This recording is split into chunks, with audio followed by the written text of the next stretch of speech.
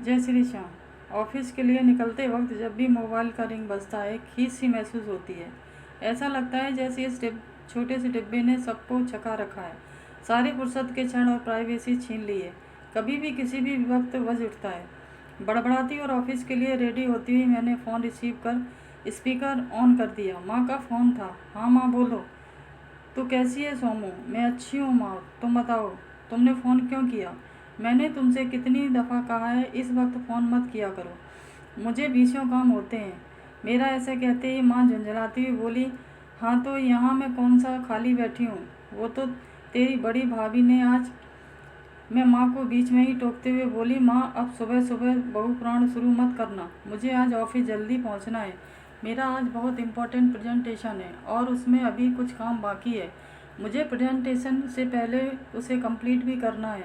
मैं ऑफिस पहुँचकर समय मिलने पर तुम्हें फ़ोन करती हूँ। Okay bye. क्या मैंने बिना माँ की बात सुने और कुशलता पूछे फ़ोन काट दिया। कार की चाबी और ऑफिस बैग उठा घर से निकल पड़ी। सारे रास्ते कभी भी माँ कभी ऑफिस और कभी प्रेजेंटेशन के विषय पर सोचती रही। मैं ऑफिस तो वक्त पर पहुंच गई, लेकिन मेरा मन माँ के ही पास रह गया। मैं दो भाइयों की इकलौती बहन और अपने माता पिता की सबसे छोटी और लाडली बेटी हूँ। माँ और पापा का मुझसे विशेष स्नेह है। दोनों भैया और भाभीियों की भी मैं चाहती हूँ।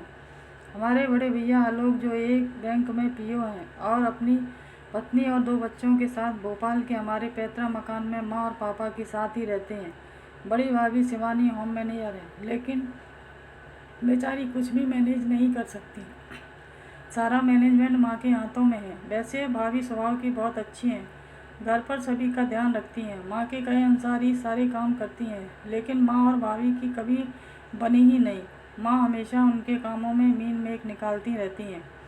छोटे भैया अनिमेश एक आईटी कंपनी में जनरल मैनेजर हैं और बेंगलोर में अपनी पूर्वी के साथ रहते हैं। पूर्वी भाभी भी वर्किंग है, दोनों वेल सेटल्ड हैं। अक्सर छुट्टी और तीज त्यौहार में ही घर आते हैं। माँ की छोटी भाभी से खूब पढ़ती है। कहते हैं ना, दूर के ढोल सुहावने होते हैं। वैसे तो माँ के लिए सभी बच्चे एक समान होते हैं, क्योंकि माँ तो माँ हुई होती है।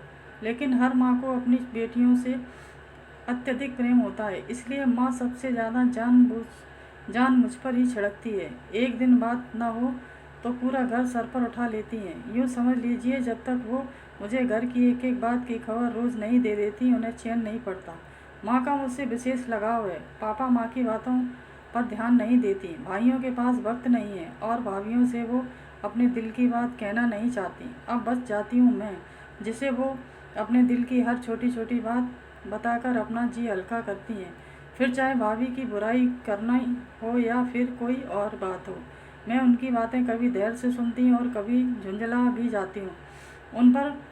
माँ भी कभी मेरी बातों का बुरा मान जाती हैं और कभी नहीं भी मानती। कुछ ऐसा हम माँ बेटी का रिश्ता। मैंने सोचा जब तक मैं माँ से बात नहीं कर लूँगी, माँ परेशान रहेगी और अपना गुस्सा पापा और बड़ी भाभी पर निकालती रहेंगी, और मैं भी उनसे बगैर बात किए अपना प्रेजेंटेशन फ्री माइंड से नहीं दे पाऊँगी।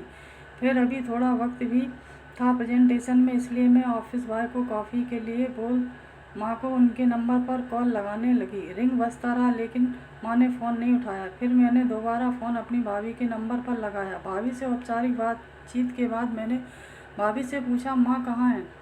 भाभी थोड़ी शिकायती लहजे में बोली, दीदी अम्मा जी आंगन में हैं, ना जाने क्या हुआ है। अब तक पापा जी को कई बार सारा दिन केवल पेपर पढ़ते रहने का उलाहना दे चुकी हैं और मैंने मना करने के बावजूद खुद ही चावल के पापड़ बनाने में लगी हुई हैं। मैं समझ गई थी बात क्या है। मैंने भाभी से कहा, आप चिंता मत करो, माँ से मेरी बात करा दो। माँ फ़ोन पर आते ही बोली, देख सोमू, मेरे पास अभी बहुत काम है, मैं घर पर खाली नहीं बैठी हूँ, जल्दी बोल क्या बात है। हाँ माँ, मैं जानती हूँ तुम्हारे पास बहुत काम है, अभी प्रेजेंटेशन में थोड़ा वक्त है और उस समय तुमसे बात नहीं हो पाई ना, इसलिए फ़ोन किया है। मेरा बस इतना कहना था कि माँ की आवाज़ में खनक आ गई और मुझसे कहने लगी, सोमू मैं तुझसे सुबह कह रही थी ना कि आज तेरी भाभी ने।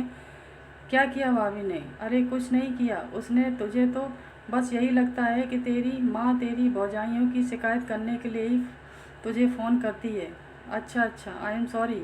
अब बताओ क्या बात है? अरे आज तेरी बड़ी भाभी मलाई कोफ्ता बनाई है। मैंने उससे कहा थोड़ी ज़्यादा बना लेना, राकेश को भी पसंद है ना इसलिए। राकेश मेरे पति, जिनका मान मेरी माँ के लिए सर्वोपरि है। राकेश के आगे घर का हर सदस्य अलग है। राकेश रेवेन्यू डिपार्टमेंट में अधिकारी हैं। हम दोनों पति पत्नी यहाँ इसी शहर में भोपाल में रहते हैं। वैसे तो मेरा ससुराल रतलाम में है, लेकिन हम दोनों की नौकरी इसी शहर में होने की वजह से हम यहीं रहते हैं। एक ही शहर में मायका होने के कारण मुझे कभी मायके की कमी महसूस नहीं हुई। माँ ने आगे कहा, तुम एक काम करना, लंच ब्रेक में घर आ जाना। राकेश को भी आने को कह देना, हम साथ लंच करेंगे। बस यही कहने को तुम मुझे फ़ोन कर रही थी? नहीं, और सोमू तू सुनना मेरी बात। आज जैसे ही मैंने शिवानी से मलाई कोफ्ते बनाने को कहा तो उसका मुंह गुब्बारे की तरह फूल गया, और जब मैंने पापा से यह सब बात बताई तो वो कहने लगे, तुम बहू को अपने हिसाब से बनाने दिया करो, तुम क्यों फरमाइशें करती रहती हो? अब तू ही बता, क्या मैं घर में किसी से कुछ कह भी नहीं सकती? ऐसा कुछ नहीं है माँ, बस भाभी को घर पर बहुत काम होते हैं, इसलिए पापा ने आपसे क्या कहा होगा। बस बस, अब तू भी अपने पापा की भाषा बोलने लगी। मेरी बात तो किसी को सुननी ही नहीं है। अच्छा सब छोड़, तू ये बता लंच टाइम में आएगी ना? नहीं माँ, पॉसिबल नहीं है। प्रेजेंटेशन खत्म होते होते समय लग जाएगा, लेकिन शाम को पक्का मैं और राकेश घर आते हैं। रात का खाना हम सब के साथ ही खाएंगे। आप अपना ध्यान रखना और पापा से ज़्यादा कुछ मत कहना, तुम बोलती ज़्यादा हो। इतना कह मैंने फ़ोन रख दिया। मैं सोचने लगी, भरा पूरा परिवार है, घर पर किसी चीज़ की कमी नहीं, लेकिन माँ और बड़ी भाभी की न जाने क्यों नहीं पड़ती। माँ को सास होने का रौब जताना है। यदि कभी भूल भी जाए कि वो सास हैं तो आसपास के लोग उन्हें भूलने ही नहीं देते कि वो सास हैं, और उनका काम बहू के काम में मीन मेक निकालना है। मैडम आपकी कॉफ़ी से मेरी तंद्रा भंग हो गई। कॉफ़ी पीने के बाद प्रेजेंटेशन के लिए चली गई। शाम को जब राकेश के संग घर पहुंची तो बड़े भैया और पापा हॉल में न्यूज़ देख रहे थे। राकेश भी उनके साथ हो लिए। मुझे आया देख बीनू और चीनी, बुआ कहते हुए मुझसे लिपट गए।